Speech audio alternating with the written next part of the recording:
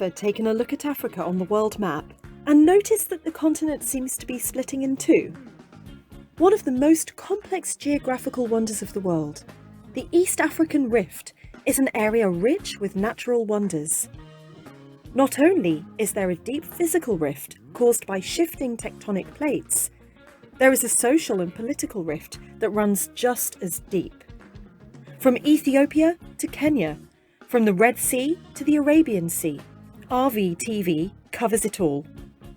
Hello, welcome to Rift Valley Tube, your source for the histories, news and narratives of the phenomena that is East Africa and its shifting lands. Ethiopia Conflict by U.S. Design by Graham PEEBLES. Supported by America and other foreign forces, including elements within the United Nations UN agencies, the Tigray People's Liberation Front, TPLF, are attempting to overthrow the democratically elected government of Ethiopia and regain power. This would be disastrous for the country and the region. The impact of the year-long conflict is devastating. Perhaps as many as 3 million people are internally displaced. Tens of thousands have been killed, women and girls raped, property trashed, land destroyed, livestock slaughtered by TPLF fighters. At this stage, it is difficult to see how a peaceful resolution can be reached. The government has said it will not enter into negotiations until the TPLF withdraws to Tigray, and the TPLF, in no position to set any conditions, are demanding Prime Minister Abiy Ahmed steps down. The conflict was initiated when the TPLF attacked the Ethiopian state on 4 November 2020, perhaps with U.S. approval. Despite this, the U.S. and her puppets, the UK, EU, etc., have, to the incredulity of many, stood behind the terrorists and not the government of Ethiopia or the Ethiopian people. It is widely acknowledged that the Biden administration is behind the movement to replace the Abiy government and install the TPLF, a less independent, the U.S. doesn't tolerate independent governments, more malleable group that, in exchange for the freedom to do as they like, will once again provide the U.S. with a foothold in the Horn of Africa. Unsurprisingly, Jeremy Feltman, U.S. Horn of Africa Special Envoy, denies all this, saying, "We have consistently condemned the TPLF's expansion of the war outside Tigray, and we continue to call on the TPLF to withdraw from Afar and Amhara." True, however, it's actions, not words, that count, particularly politicians' words. And in the light of the U.S. response since the start of the conflict, and the State Department's behind-the-scenes shenanigans, his repudiation appears duplicitous at best and is ignored by furious Ethiopians, many of whom attended protests recently.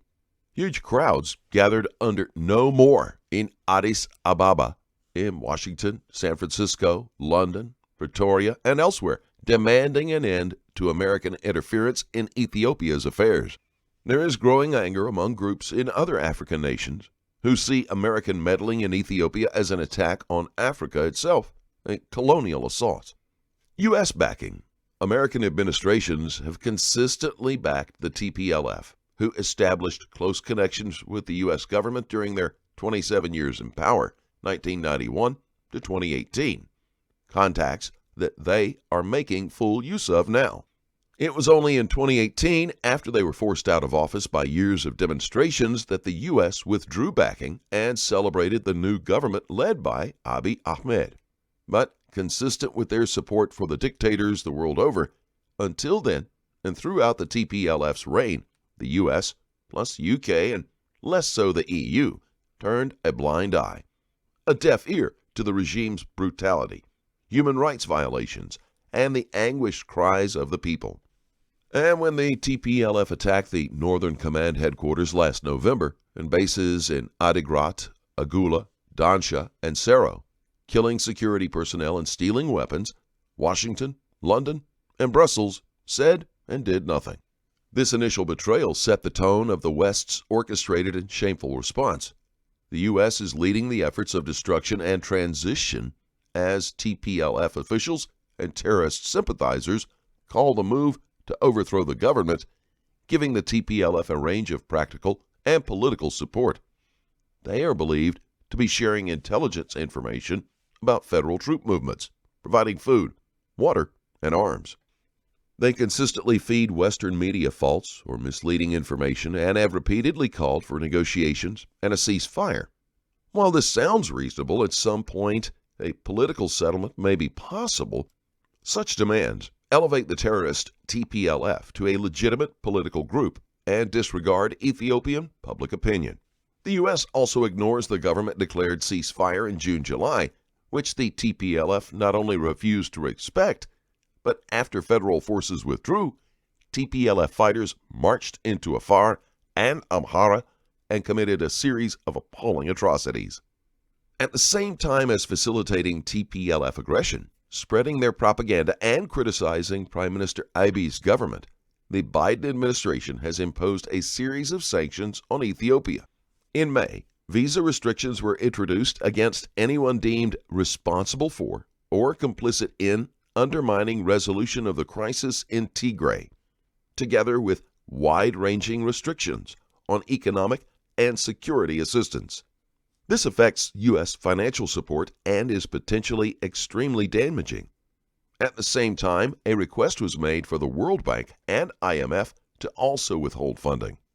4 months later, on 17 September, President Biden signed an executive order imposing sanctions on certain persons with respect to the humanitarian and human rights crisis in Ethiopia. The rather vague dictate includes the government of Eritrea, as well as any military or security force that operates or has operated in Ethiopia on or after November 1, 2020. From 1 January 2022, unless there is significant change on the ground, Ethiopia's special trade status, which enables Ethiopian goods to be sold into the U.S. free of import duty, will be removed. This is potentially the most damaging measure and threatens to cause wide-scale job losses amongst the poorest workers. According to Ethiopia's Ministry of Trade and Regional Integration, it will reverse significant economic gains in our country. We urge the United States to support our ongoing efforts to restore peace and the rule of law, not punish our people for confronting an insurgent force that is attempting to bring down our democratically elected government. The U.S. is also targeting tourism in Ethiopia. In 2018, the sector grew by 48% and contributed $7.4 billion to the economy, urging its citizens to leave the country and deterring anyone from traveling there. Those who do have been warned that there is a high chance that they will be killed and urged to make a will before traveling. This is blatant fear-mongering.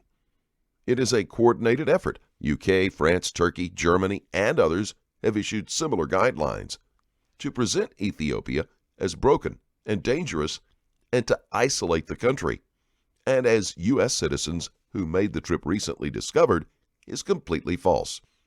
These measures could cost the country billions. And in June, around the time the Ethiopian government initiated a ceasefire in Tigray, the U.S. State Department announced a review for genocide determination by the Government of Ethiopia against Tigrayans. This is utter nonsense, but represents another triumph for the TPLF and indicates the level of influence they have in Washington. The Ethiopian government is fighting the TPLF, not the people of Tigray.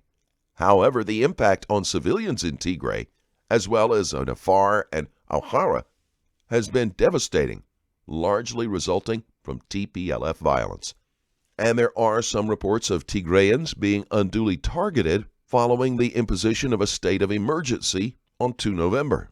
Whilst it is important that security forces have the freedom to identify anybody working with the TPLF and to reduce the risk of random terror attack, actions such as indiscriminate arrests risk fueling anger against ethnic groups, particularly Tigrayans, many of whom are not involved with the TPLF and should, wherever possible, be avoided. Within the chaos of conflict, a powerful sense of national unity has emerged. The people have a common enemy, the TPLF, as well as the U.S. and Western media, which has lost all credibility among Ethiopians. It is essential that this sense of togetherness is maintained and then the fragmentation along ethnic tribal lines, which the TPLF agitated when in power, is minimized. Introduced as a way to divide and rule, the TPLF's policy of ethnic or tribal federalism split communities, inflamed resentments, and fostered the creation of ethnocentric political groups, some of which, the Oromo Liberation Front, for example, now working with the TPLF in an unholy alliance, have morphed into armed insurgencies. Stay away, USA. U.S. administrations, self-righteous and arrogant, appear never to learn from their invasive mistakes or recognize the degree to which they are despised in certain parts of the world. It is not a sense of global responsibility and altruistic kindness that impels the U.S. and other former predatory powers to interfere in a nation's affairs. It is self-interest, corporate gain, fear, and arrogance, and is seen as such by people throughout the world. Just ask the abandoned and violated people of Afghanistan, the abused Palestinians forced to live under occupation in their own land, or the millions of Iraqis whose lives have never recovered from the 2003 invasion. Ethiopia, much to the fury of America, is now looking elsewhere for allies. China, which has a strong relationship with the country resulting from the Belt and Road Initiative, Iran, the United Arab Emirates, reported to be supplying arms, Russia and other African neighbors. This message to the U.S. from the Ethiopians and people standing in solidarity with Ethiopia is clear. Stop interfering. Mind your own business. We see you. If you cannot be a friend to Ethiopia, a supporter of democracy and a force for good in the country, then stay away. Ethiopia is an ancient nation with a rich, diverse culture. It has never been colonized. This fact is a source of great pride to Ethiopians, who are a deeply proud people. They will never bow down, as one protester put it, not to terrorists or modern-day colonialists now, or modern-day colonialists. Not now, not ever. Graham PEEBLES is a British freelance writer and charity worker. He set up the Create Trust in 2005 and has run education projects in Sri Lanka, Ethiopia. Hi, my name is Christiana and I am from Nigeria. Ethiopia is fighting an African war, a war that can change Africa. I stand with Ethiopia. Join the No More movement. Hello, my name is Sharon Wamboi from Nairobi, Kenya. Ethiopia is fighting an African war, a fight that could change Africa. I stand with Ethiopia. Join the No More movement. My name is Dare and I am from Liberia. Ethiopia is fighting an African war, a fight that could change Africa. I stand with Ethiopia. Join the hashtag No More movement. My name is Chantel. I'm from Jamaica. Ethiopia is fighting an African war, a fight that could change Africa. I stand with Ethiopia. Join the No More movement now.